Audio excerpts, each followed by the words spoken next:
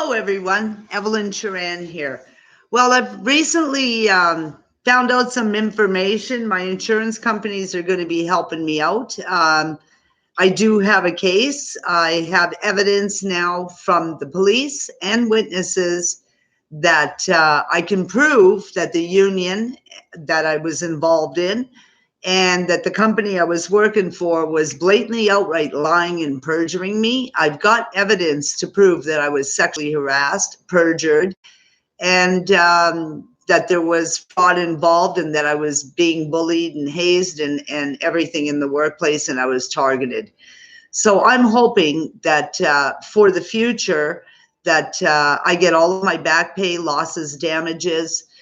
This company owes me a lot of money, and they've done a lot of damage by protecting it and covering it up and hiding it. As a matter of fact, I even have statements from a manager from Compass Group Canada. I'm faxing in a pile of statements to a company tomorrow morning. I'm also going to be faxing statements to a couple of other companies to prove that I have a case and I wasn't lying. And I've got a doctor's appointment tomorrow morning because I have post-traumatic stress disorder from everything I went through. So I'm going to have to see a psychologist for a couple of meetings because I'm driving everybody else nuts with it. I've gone through severe depression. I've seen some pretty dark areas for a while. I couldn't understand what was going on or why I was feeling the way I was feeling. I'm post-traumatic. I've watched several videotapes of RCMP firefighters, cops from around North America.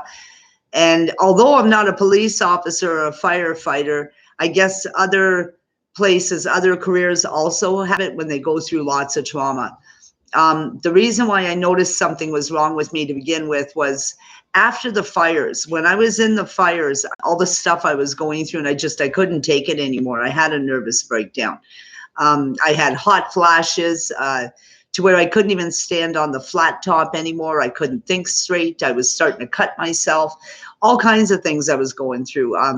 Although I'm not that traumatized by the fires, it was really, really educational. However, I was evacuated north, and we couldn't come back to the city, I think, for like 6 weeks. Nobody was allowed to move back in because there was no hospital. So no hospital, no town. So I was in evacuation for 5 full days, camping in my truck and just constantly moving north when smoke came toward us because I didn't really know what was going on in Fort McMurray. And then eventually I went and did 2-week shift. But CNRL, the oil company, let me stay in my room for 4 weeks after until I could go down south and I could go find myself another place to live. So since then, since the fires, my life has been turned upside down. I was wrongfully terminated from my job 6 months after the fires. I went through astronomical bullying and harassment in the workplace because I went up against a gentleman in our company for sexual harassment in the workplace, causing harm. I lost my job in 2012. I had to leave one camp in 2012. A camp there. I was sexually harassed there, and it just went from camp to camp. It was constant. I would report sexual harassment. The chefs wouldn't do anything about it. Management wouldn't do anything about it. And instead of paying me and sorting out the situation, they kept demoting me and paying me less, which I was not equally represented. Nobody ever helped me. I've had to figure out everything on my own. I've had a nervous breakdown. They drove me nuts. I've lost everything. So I'm hoping now finally this will get settled. I have legal documentation. I have police records. I have witnesses' records. They were lying. They bullied, they ganged up, they targeted me, they made up filthy lies about me. I can prove every one of the things that they said about me were wrong and how I can prove it beyond a reasonable doubt. I've never, ever mishandled anybody's food in the workplace, nor would I. As a matter of fact, I was stopping them from ruining food, and I refused to keep doing it the way that they were doing it because they were the ones that were doing the illegal cooling methods, which I have heard lately now that Canadian Natural Resources now has blast chillers in the Richardson camp so that the food can be cooled properly. And which is like a must because you're dealing with like 2,000 clients at a time, and that food's got to be cooled right away, especially with rices and grains, because they carry botulism, salmonella, septicella, and various other diseases that regerminate instantaneously. You cannot leave it sitting out in a kitchen to cool for 6 hours. It's against the law. You can't do it.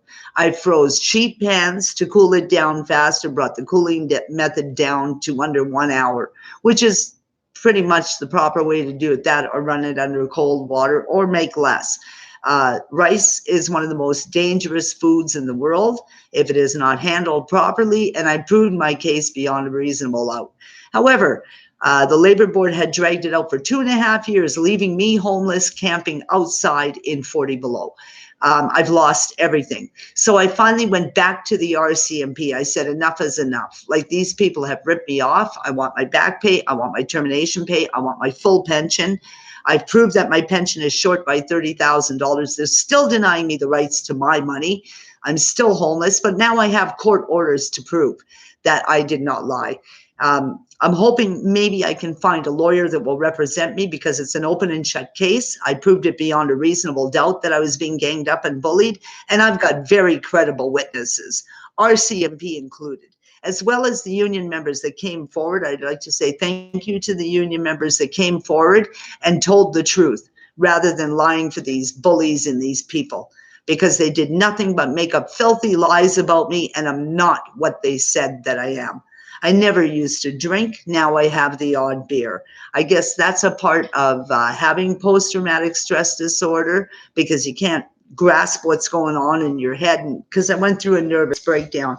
You know, I didn't drink beer for like 25 years, 17 years in camp, because it's isolated sites and we can't drink. It's a part of our jobs. You're not allowed to drink or take drugs or anything like that. And you would never get your jobs done anyways up there. But I never drank. And when I lost my job, I started drinking beer. And no, like, I'll go to camp for like 30 days at a time. I won't even have drinks on my time off. And in the last 2 years, I actually go out and have beer. And I don't drink. I normally don't ever drink. I didn't drink for years and years and years and years. I mean, when I was 21 years old, I drank. I partied with people, but I pretty much gave up that lifestyle when I left the hotel industry. And then I started drinking again all of a sudden. But because of what was being done to me, I was being so harassed and so bullied and constantly sexually harassed in the workplace. The guys just would not leave me alone. It didn't matter what I said, how I told them to do it. I had to start swearing at them to get them to stop harassing me. They just would not leave me alone. They'd come into my area. I'd never go into their area, but they would purposely go into my area, sexually harass me. It was all over camera, everything. Everybody's seen it. Even the clients were saying, you get treated like this every day. And I said, yeah, I do. Even the clients were sticking up for me. It was just a horrible, horrible workplace, and nobody wanted to do anything to fix it. And I feel horrible. I kept thinking it was me. It was me. There's nothing wrong with me. It was their behavior, not me. I've talked to several police officers over it, and it's not me. It's what they did to me illegally. I did my job right, and I've always done my job right, and I've always been an impeccable worker, but it was so bad that I couldn't even take lunch breaks. One chef told me I wasn't allowed to sit at his table. Brian Gregan, do you remember harassing me that way, telling me I wasn't welcome in the kitchen? You and Michael Jackson coming at me in the back of the kitchens? I mean, oh my God, what the hell did I ever do to you people? You guys put me through hell. You ruined my career. You know what? You're not worth it. None of you are worth it. You should be ashamed of yourself. You know, a guy got killed because of the crap decisions some of you guys made. An innocent man died in a car accident because you guys didn't give him proper statements. You didn't explain stuff in English properly. That man had a right to live. He had a wife and 2 kids. How many people have to be hurt in your oil in this catering company and all of these companies?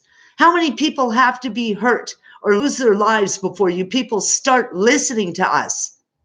Start listening to what the workers are telling you. Some of us are honest. Some of us actually tell the truth.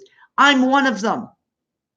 I was there when that guy died. I covered his shift. I'll never forget it. The poor man didn't need to be dead. It was gross negligence on your parts, on your safety parts.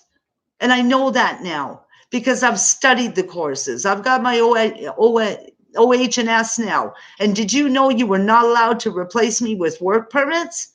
And you did. You're supposed to keep Alberta workers working first. There's legal documentation to prove all of this. Now, Compass Group Canada, Unite Here Local 47, Morneau Chappelle, I want my money. My mailing address is Box 5082, Fort McMurray, Alberta, T9H3G2. Get my money to me. I'm homeless. You are putting my life at risk. Get my money. I'm going to say, I hope you guys get charged. This is horrible. Have a nice day. Evelyn Turan. Stay positive, stay strong, everyone. Goodbye.